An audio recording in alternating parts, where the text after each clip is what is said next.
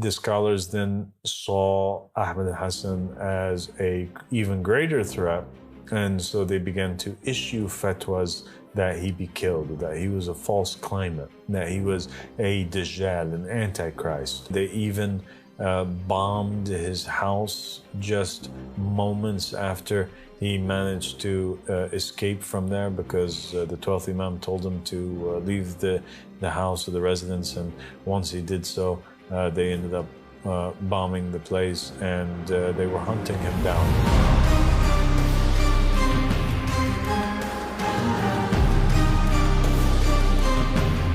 أعوذ بالله من الشيطان اللعين الرجيم بسم الله الرحمن الرحيم اللهم صل على محمد وآل محمد الإمام والمهديين وسلم تسليما. Assalamu alaikum wa rahmatullahi wa barakatuh, my dear sister Tiffany. Wa alaikum assalam wa rahmatullahi wa barakatuh, dear father.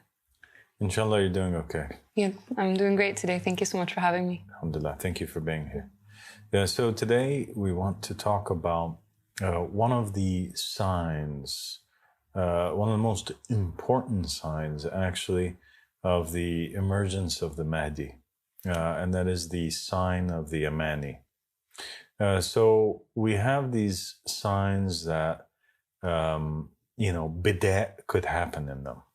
Okay, so the Ahl Bayt alayhim salam, they spoke a lot about things that were to happen in the future, signs that were to happen before the coming of the Mahdi, events that would take place during the life of the Mahdi or during the life of the Qa'im, things that would happen to the nation of Islam after the death of the Prophet Muhammad sallallahu alaihi wasallam, or in the future, if it was the Imams that were speaking about it or narrating it.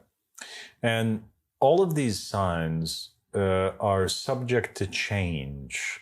The actions of the people could change the event taking place, right? Yes.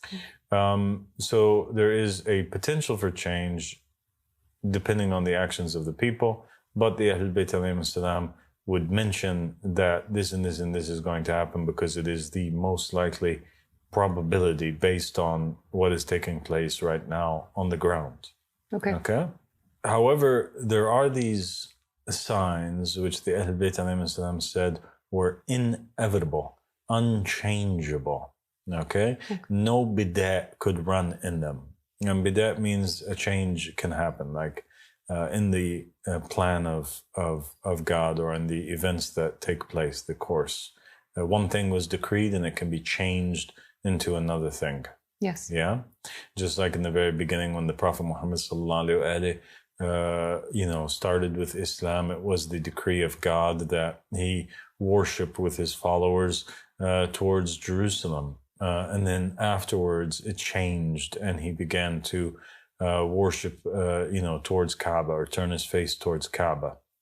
The same thing happens. Or when the Prophet Muhammad sallallahu alaihi wasallam, for example, went out with his companions and he was leading them into the battle of Uhud. So the battle of Badr, he won it.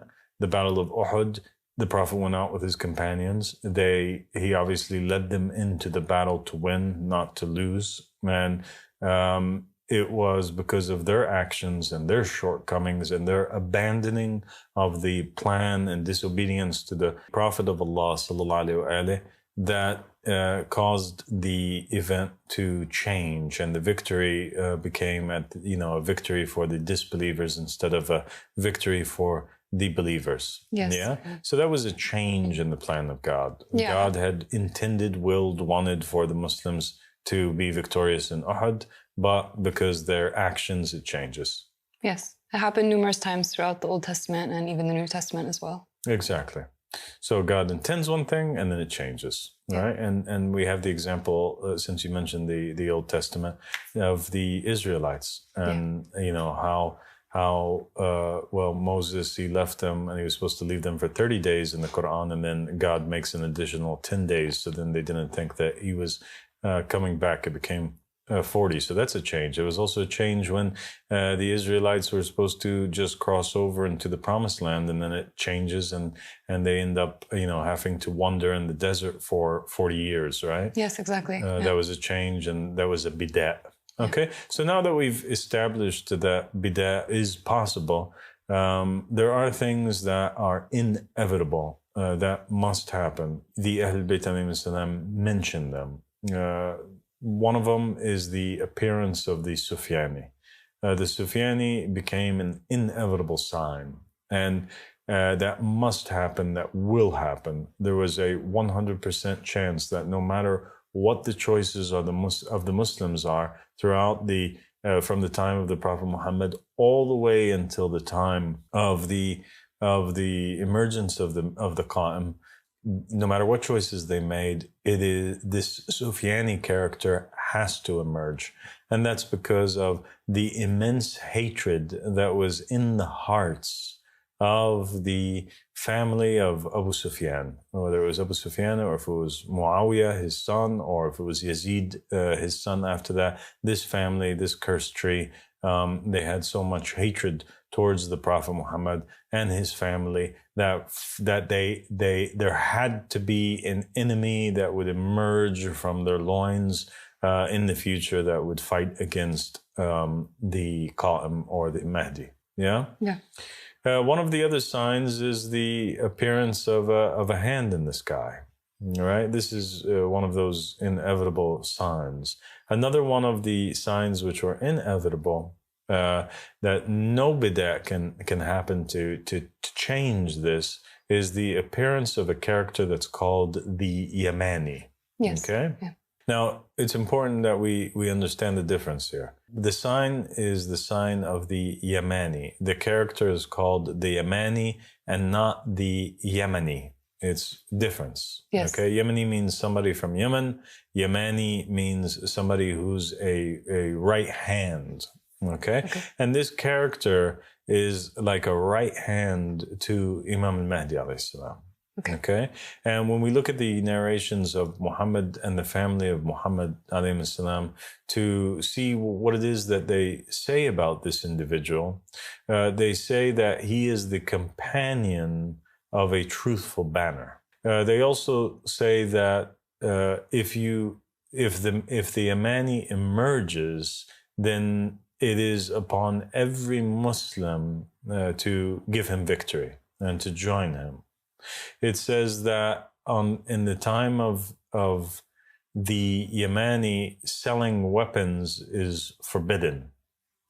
It also says that the Yemani, whoever goes against him, is from the people of hellfire. Okay. And so we can understand from this narration, right, that the Yemani, and from the words of the Ahlul Bayt, that the Yemani, it is an obligation to support him, and anybody who doesn't support him goes to hellfire, right? Yeah. And this does not occur except with somebody who is infallible and somebody who is a messenger or a proof upon the people. Because God would never make it an obligation to follow somebody unless he was the absolute truth. Yes, right? Of course, yeah. Because the narrations about the Yemeni, it doesn't specifically say that he is an infallible imam. This is one of those secrets that ends up being decoded and in the time of his appearance. But it says it in a different way. And that different way is that Muslims have an obligation to support this Yemani, and that he has a banner, and his banner is a banner of truth, and anybody who goes against it is from the people of hellfire. And so you can tell through this description that the individual, the character of the Yemani, who's a forerunner, he comes before the appearance of Imam al-Mahdi alayhi salam. We can tell from there that he is now an infallible character, somebody who it is an obligation to follow this individual, right? Yes. And we also have another narration which specifically states that before the Mahdi, there is a Yemani and there is an Egyptian, right? So now we know that there's two characters that appear, on the on the battleground or in the public realm before the public appearance to the masses of Imam al-Mahdi alayhi salam, and one of them is this Yemeni character, and this Yemeni character is the same Yemeni character that's being described in the other narration. Okay. Okay. Yeah. who is this character that is an infallible individual and who appears before Imam al-Mahdi, and it's an obligation that we follow? Well, other narrations state that he emerges in the same time as two other characters. One of them is called the Khurasani, and another one is called the Sufyani, which we mentioned. Yes. And the Sufyani is the ultimate evil character, and the Khurasani, it is unclear in the narrations whether he is, what side he ends up landing on, but he's one of those characters that is neutral, that has his own agenda, it is not stated that we should support him or follow him, nor are there narrations that are outright condemning him, but he does appear as this leader whom is racing towards Iraq at the same time that these other two are there. So it says that these three, they emerge in the same time. Even the narrations say that it's so close to one another that it's like as if they're emerging in the same hour, actually. Yeah. Other narrations say that the army of the Sufyani and the army of the Yemani, that like they're both rushing towards Iraq at the same time. So now we see that this banner of truth is in confrontation with the ultimate evil and the enemy of Muhammad and the family of Muhammad, and that is the Sufyani and his army. Okay. So in 1999, we had some interesting things take place. In 1999, we had a couple characters appear. In 1999, it was the year that King Abdullah of Jordan was crowned, and he became the king of Jordan. And in 1999, the dawah, the invitation, the call of a man, also took place. It also became a public phenomenon in Iraq. And basically what happened in Iraq is that Saddam Hussein, Lanatullah alayhi, was, being a tyrant as usual. And he decided that he was going to write around that time period the Quran with his blood. And when he did so, there was a man who gave a prediction, gave a prophecy that this would spell the end of the rule of Saddam Hussein. And right shortly after that happened the American invasion of Iraq. His dawah starts in 1999.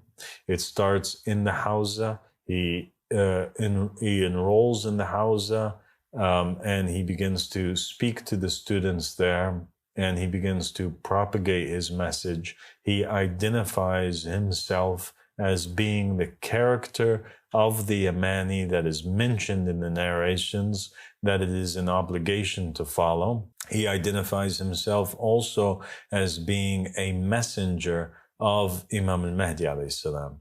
He claims to the students of the Hawza, and the Hawza is the religious institution that teaches Shia Islam in Iraq and trains all of the Shia ministers and clerics.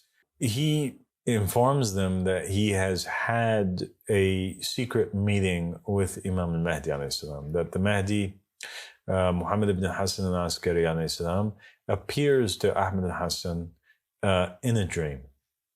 And he tells him that he needs to go to this particular place and meet him. Yeah. And this occurs not just one time, but several times. And finally, Ahmad al-Hassan gets up and he goes to that particular mausoleum, which he was instructed to go to in his dream. Lo and behold, he finds in the mausoleum the man whom he saw in the dream, whom identified himself as Imam al-Mahdi, Muhammad ibn Hassan al-Askari alayhi salam. Okay? Wow. So it's one of those Abraham type events that takes place with Ahmad al-Hassan, God instructing Abraham to go to Mount Moriah. Same thing is taking place here. You have a dream that God gives to Ahmad al-Hassan where he sees Imam al-Mahdi, and Imam al-Mahdi is telling him to go meet him somewhere, and then dream becomes reality. The dream becomes true. And Ahmed, whose real name is Ahmed, son of Ismail, his father's name is Ismail, obeys the dream. He believes in the dream. He goes, and indeed, Imam al-Mahdi alayhi salam is there. Imam al-Mahdi proceeds, according to the narration of Ahmed, son of Ismail, to awaken him to many facts. And he chooses and appoints Ahmed al-Hassan.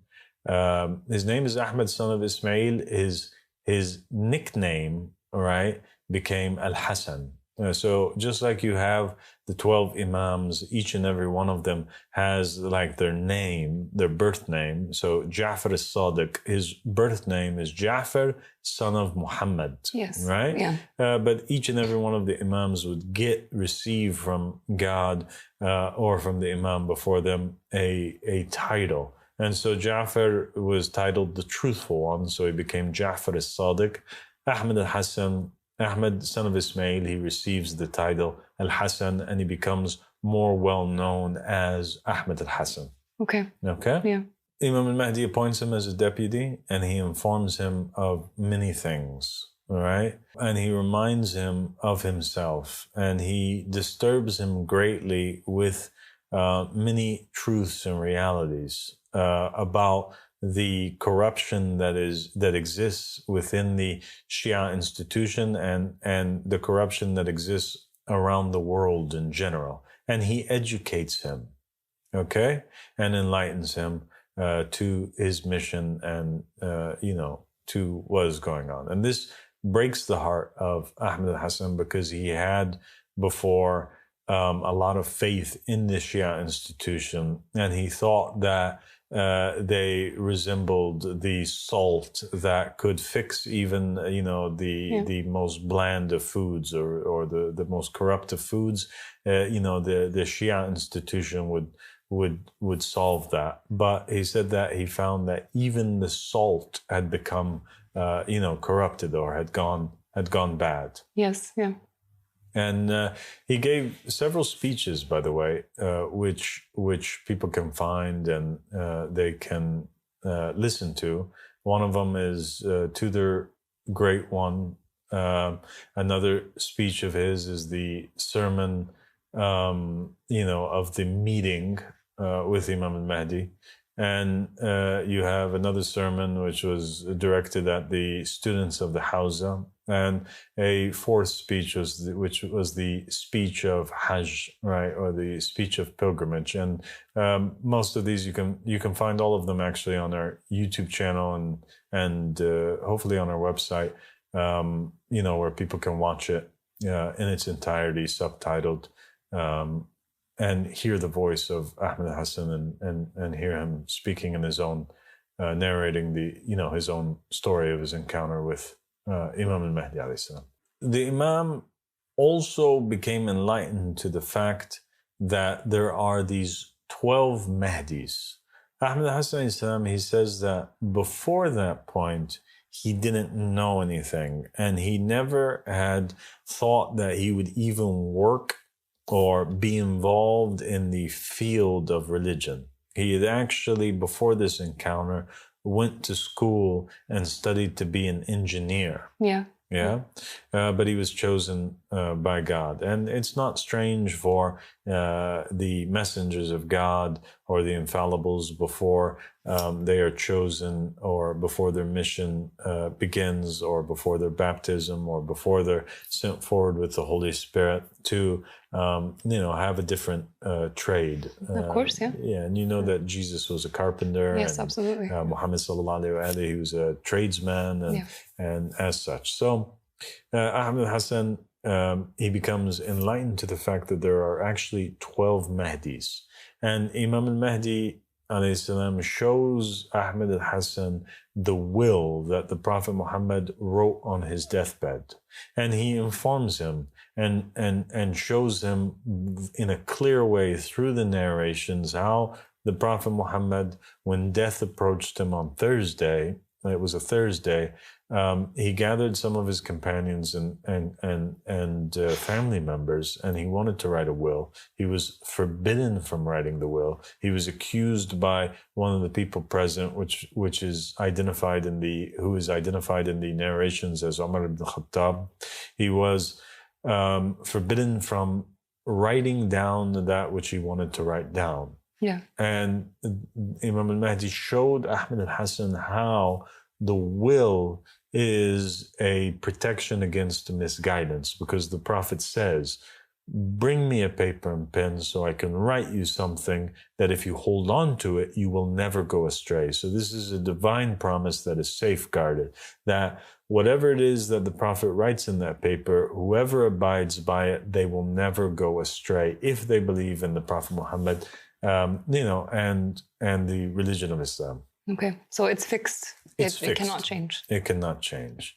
And then Imam al-Mahdi showed Ahmed al-Hassan how this will, even though the Prophet was prevented from writing it, on that Thursday, on the day of his passing, which was a few nights later, he ends up dictating it in a narration to Imam Ali. And it is the only narration out there in all of the books of the Muslims that states specifically what it was that the Prophet had intended to write. So there's one narration. It is an apparent narration that is in the books of the Muslims, and it's important that it's a narration that is in the books of the Muslims that show what is written, because the narrations state, and the Ahl Bayt alayhim salam stated that we don't have a single imam that comes from us except that he is infallible.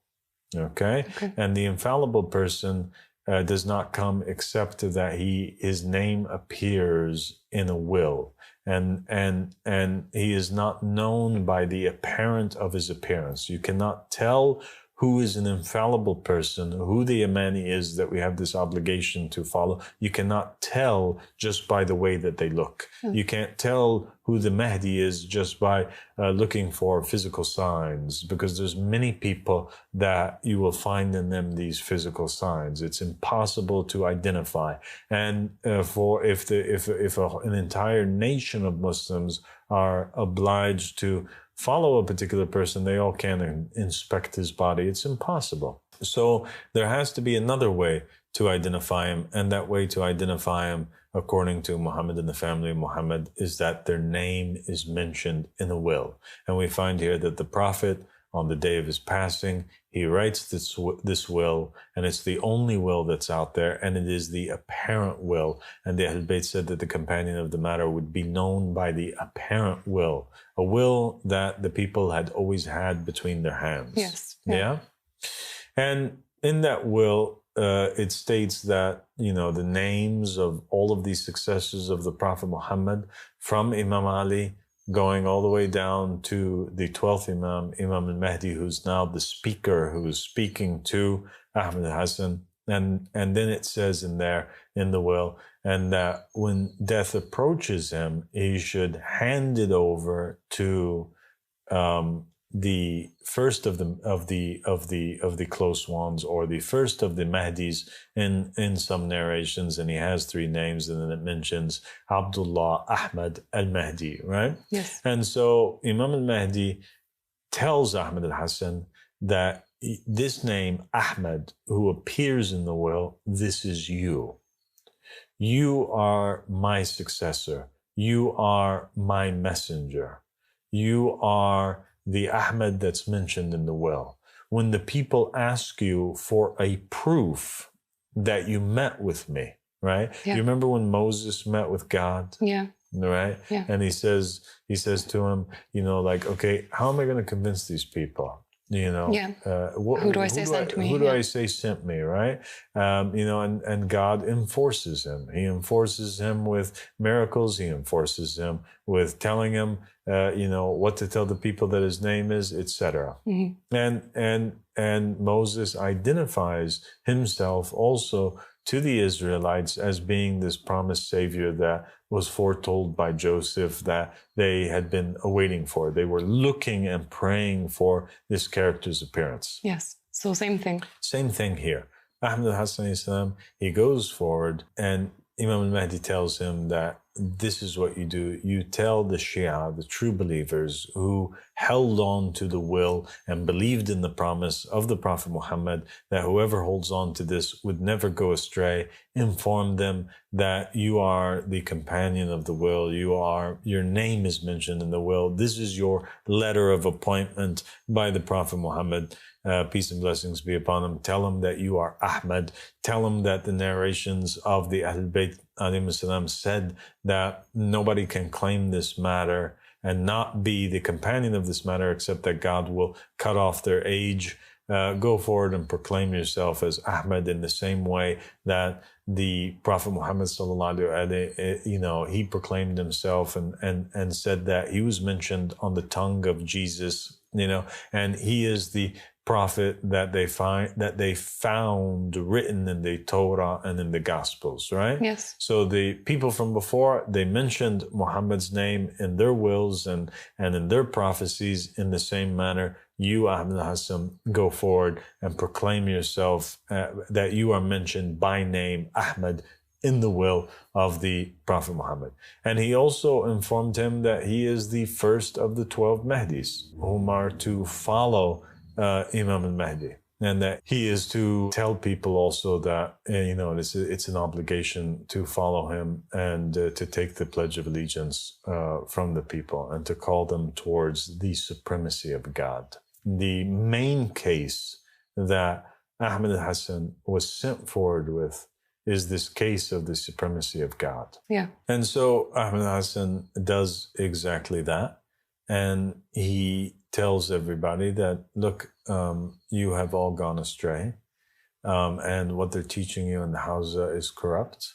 And the main reason why it is corrupt is because these clerics have abandoned the idea that God is the one whom appoints the ruler. Yeah. Yeah. And he's the only one who said such things, in the environment that he was in Iraq, amongst all these scholars who are calling people to follow themselves, who are calling people to imitate them, in this environment of people, wanting democracy, supporting the Americans and bringing democracy to Iraq. He was the only one who was saying such things, that God is the only one who chooses the ruler. And if you go back and you look at the story of religion, that's the key that was missing for such a long time, that had been lost. That is how God operates. He alone chooses the ruler. Exactly. And so what do we have now? We have his prophecy came true. The Americans came in, as you mentioned. They toppled Saddam Hussein. And Ahmed al-Hassan raises this banner that's a white banner that says in the middle of it in green writing, Al-Bay'a Lillah, or supremacy is to God.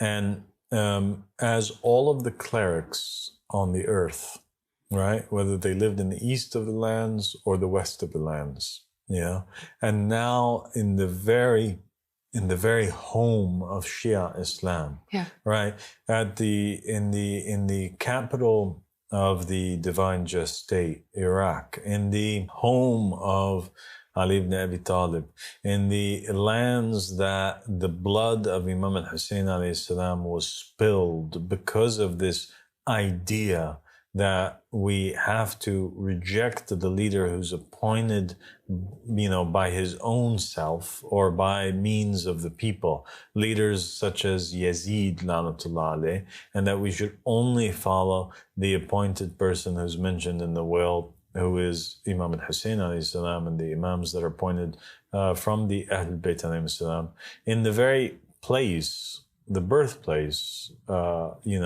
and the death place of so many members of the Ahlul Bayt and imams from the family of Muhammad alayhi salam, the Shia clerics began to call towards democracy and call towards the supremacy of the people and call towards elections. And Ahmed al-Hassan, he came forward saying, no, Imam al-Mahdi is saying that this is heresy. This voting in the elections, basically it is a reneging on the oath that you're supposed to give and your pledge that you're supposed to give to the Imam of the time. Hence, the Prophet Muhammad said, whoever dies and doesn't have a pledge of allegiance in his neck dies the death of ignorance. And then another narration says, whoever dies and does not know the Imam of the time will die the death of ignorance. So you know that you have this obligation to pledge allegiance to the Imam of your time, the person who's appointed by God, and yet these clerics who are speaking in the name of religion are teaching the masses that they have an obligation and issuing fatwas that they have an obligation to choose their own ruler. And this comes into contradiction with the very teachings that are in the Quran when God says, verily, I'm making a caliph in the land, or, when God in the Torah gets offended because the Israelites are wanting to choose a king, or suggesting that, a king be brought forward instead of Samuel to rule over them. And God is infuriated by this. Or in the Gospels, when God is choosing Jesus as the leader who's appointed by him, and yet the Pharisees and the people, they want to kill the person who's appointed by God in order that they, follow the man-chosen leaders and the clerics. And we've spoken about that a lot. And so he goes forward and he declares this. He identifies himself as Ahmed in the will. He identifies himself as being a messenger from Imam al-Mahdi, and a messenger from Jesus Christ to the Christians, and a messenger from Elijah to the Jews. And he becomes the only voice that's proclaiming in the wilderness supremacy, rulership, kingship is to God. And we as human beings have no obligation from God to pledge allegiance to anybody except for the person that he appoints.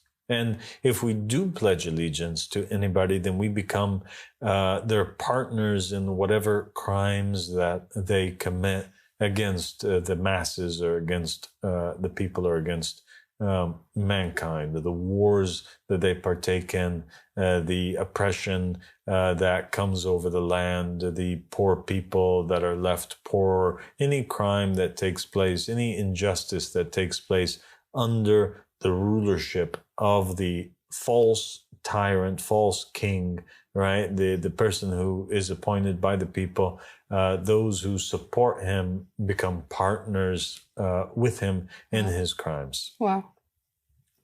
That's extremely heavy. It is heavy. And Ahmed Hassan, he told them, he said that, and because of that, the punishment, is overshadowing you. And you become deserving of the punishment. Because even if you are just a good person who's living at home, and you're not breaking any of God's laws, and you're not oppressing anybody directly, just the mere fact that you elect a person into power, right? Yeah. If he does this, or his government does this, then you become his partner in that, because you have enabled him to do so. Yeah. And so he warned the people greatly about this, and he became the only voice that was saying so. Even in Iran, in Egypt, Tunisia, Libya, all of the countries in the Middle East, they were all calling towards elections, and Ahmed Hassan alayhi salam was the only one and the only voice on the face of the earth that was calling towards the choice of God, raising a banner that's written in the Al-Bay'a Lillah, supremacy is to God.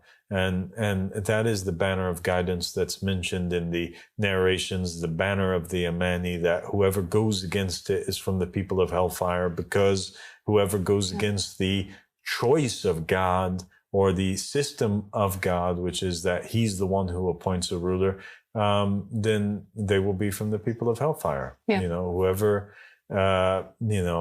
dies and doesn't know the Imam of the time dies the death of ignorance. Yeah. And whoever fights against the Imam of the time or fights against the Yemani or the banner of the Yemani, then for sure he's from the people of hellfire, because God is the one whom created us, and he is the only one who has a right to appoint over us the person who has his spirit, like Adam and Moses and Jesus and Muhammad, the spirit that is to, that knows how to take care of God's creation. Yeah. Yeah. I mean, it's absolutely revolutionary, the message that he came forward with, and completely different from anything that anybody was saying. And yeah, and perhaps people before had forgotten, or they weren't aware that the blood of the tyrants that they elect will be on their hands. But once he came forward, there was no excuse anymore. They knew. So these narrations talking about how if you go against his banner, they would be from the people of hellfire, they make complete sense. Exactly. And so Ahmed Hassan, he continued to preach his message, and he became quite popular. And there was a few waves of there was a few times where people pledged allegiance to him, and then they betrayed him and kind of like went back on their oath or their pledge of allegiance.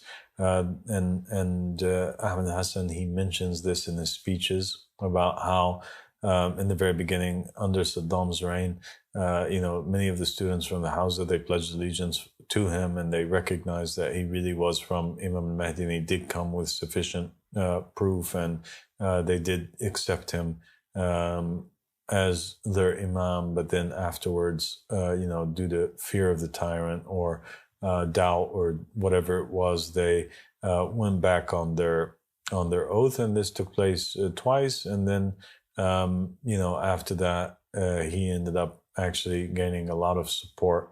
People start coming into the religion in very big ways after they had gotten a taste of democracy for a few years and found that the time that they were living in and the suffering that was taking place was actually worse than the time of Saddam Hussein. And he began to pose a threat to the clerics, because the clerics are calling towards the elections, and he's saying, no, you have to follow me. And so the people would ask, well, the clerics are saying that we should do elections. And the Yemani had to say, well, Imam al-Mahdi and Muhammad and the family of Muhammad have explicitly stated in their narrations that the scholars at the end times would be the worst scholars under the sky, and that from them emerges the fitna, and to them it comes back, and that they are the traitors, and they're more dangerous to our Shia than the armies of Yazid or the Dajjal, right? And so there's like all of these narrations that emphasize that the scholars of the end times are horrible, and their example and likeness is the likeness of the Pharisees in the time of Jesus, or the priests and the rabbis that were fighting against Muhammad sallallahu alaihi wasallam in the beginning of Islam, and the scholars then saw Ahmed Hassan as a even greater threat, and so they began to issue fatwas that he be killed, that he was a false claimant, that he was a Dajjal, an antichrist. They basically made his blood halal and encouraged the different militias to take action against him. And that's when Ahmed Hassan had to begin to hide more out of the public eye, and they even bombed his house in Iraq just moments after he managed to escape from there, because the 12th Imam told him to leave the house or the residence, and once he did so, they ended up bombing the place, and they were hunting him down. And the intelligence services in Iraq were also hunting him down, and they were working with the Americans and the and proclaiming him to be a terrorist or or a nuisance and a criminal and these types of things. Even though Ahmed Hassan Salam, he was never, ever, and it's been proven now, he was never responsible for any type of crime in Iraq or any type of act of terrorism whatsoever. On the contrary, him and his followers have always been peaceful and propagated the message in a peaceful manner. And eventually he is forced to go into hiding. And this is something also which is mentioned in the narrations. And he went into an absence where he disappeared after there was a very serious attempt against his life in 2007. And that is, in short, the history of the Yemani from 1999 until 2007, and a brief look at his message and his call. And Ahmed Hassan then basically a few years after that ends up sending forward another companion of the will and his successor to emerge and talk to the people in the public and call towards the supremacy of God. And he met with him just like Imam al-Mahdi alayhi salam met with him and enlightened him to his role and made him go forward and proclaim his name in the will as Abdullah. And here we are today, speaking and calling people once again to the supremacy of God, but this time, instead of speaking just in Arabic in Iraq to the Iraqis or to the Muslims or the Arab people, we are proclaiming this message to the whole world in English and in many other languages. Wow, that's amazing.